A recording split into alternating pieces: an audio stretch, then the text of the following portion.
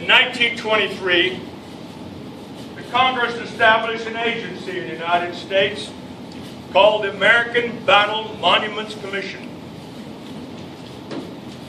The American Battle Monument Commission is the guardian of all U.S. military memorials, monuments, markers, and cemeteries where American armed forces have served overseas since 1917. There are over 220,000 military personnel buried in cemeteries overseas that are controlled and maintained by the American Battle Monuments Commission. We have cemeteries in France, Belgium, England, the Philippines, Panama, Italy, Luxembourg, Mexico, and the Netherlands. There are 11 cemeteries in France alone. The smallest cemetery that the American Battle Monuments Commission is responsible for is in Belgium, with 411 grave sites.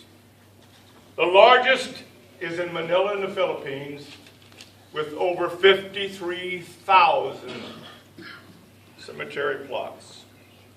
Since Korea, we no longer bury American personnel overseas. We bring them home to the United States of America. In the United States, we have 135 national cemeteries spread out over 40 different states. In Kansas, we have 4 of those national cemeteries: Fort Leavenworth, Fort Scott, Baxter Springs, and Mound City. Baxter Springs and Mound City are closed cemeteries. That simply means they have no more room, so there's no more burials. Now, I know someone out here is going to say, wait a minute, what about Winfield? Winfield is not a national cemetery. Winfield is a state veteran cemetery. The only difference between a national cemetery and a state cemetery, the eligibility for burial are almost identical. But the only difference is a national cemetery is controlled by the Veterans Administration. State cemeteries are controlled by the state of Kansas. But like I said, the eligibility are almost identical.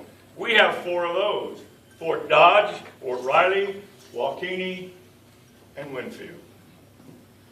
The largest national cemetery in the United States of America is in the state of New York. By area and its size and the amount of burials in a year, it's called the Covington Cemetery, upstate New York. Like I said, it's the biggest in area and burials, with over 7,500 burials every year. Now, the son of Robert E. Lee, get ahead of myself. The son of Robert E. Lee, he sold his father's estate to Congress for $150,000 in 1883. That established the second largest cemetery in the United States, which we all know is Arlington. Arlington is the only national cemetery to hold servicemen from every war in United States history. The first serviceman buried in Arlington was Private William Henry Christman in 1864. He was with part of the 67th Pennsylvania Volunteers.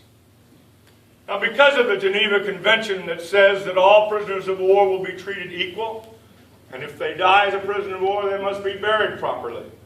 Because of that, we have 3 prisoners of war buried at Arlington: 1 German and 2 Italians.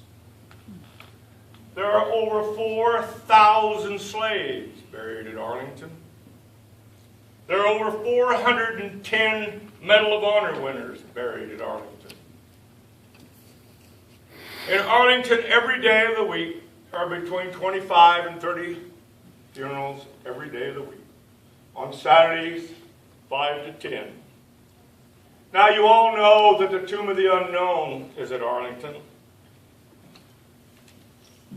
The Tomb of the Unknown was never officially named, so it is called the Tomb of the Unknown. The first Tomb of the Unknown was built ground level, not like it is today. It was ground level. It was a marble slab. They found people were going to Arlington and using the Tomb of the Unknown as a picnic table. So they put a wooden fence around it. That didn't seem to help. So in 1925, they sent a platoon of Army personnel out to guard it. But they only guarded it during the day. At night, they went home. It wasn't until 1937 that a platoon from the United States Army 3rd Infantry Regiment was given the responsibility of guarding the tomb for 24 hours a day, 7 days a week. The Old Guard is the oldest active duty infantry in the United States Army. In the Tomb of the Unknown is a World War I veteran, a World War II veteran, and a Korean veteran. There was a Vietnam veteran in it, but his body was identified, so his body was exhumed and taken out of the tomb.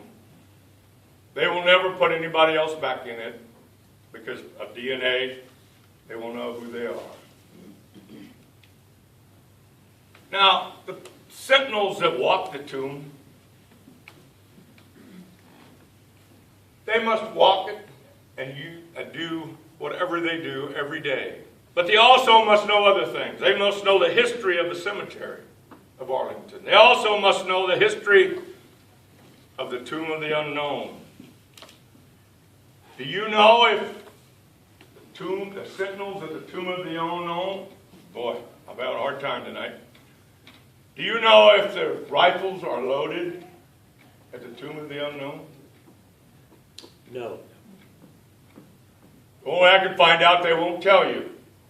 There was an incident that happened in Canada a few years ago. They have a Tomb of the Unknown. Somebody tried to deface it.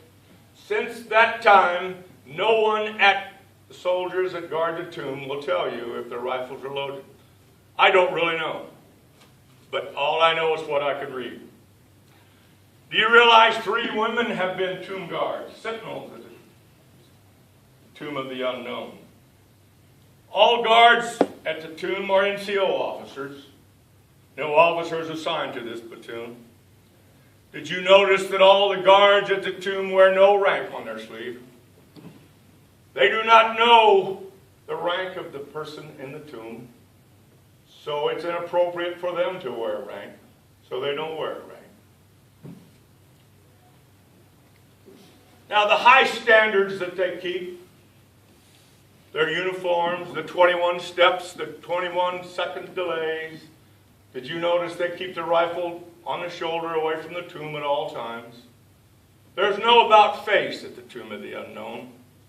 It's either left face or right face. All of those high standards, even their sunglasses they wear, are made especially for the soldiers, the Tomb of the Unknown. Now, I was lucky enough to go on an honor flight. I saw the changing of the guard. It is a moving and unique experience, and I will never forget it for the rest of my life. The guards at the Tomb of the Unknown have guarded it 24 hours a day, 7 days a week for over 80 years.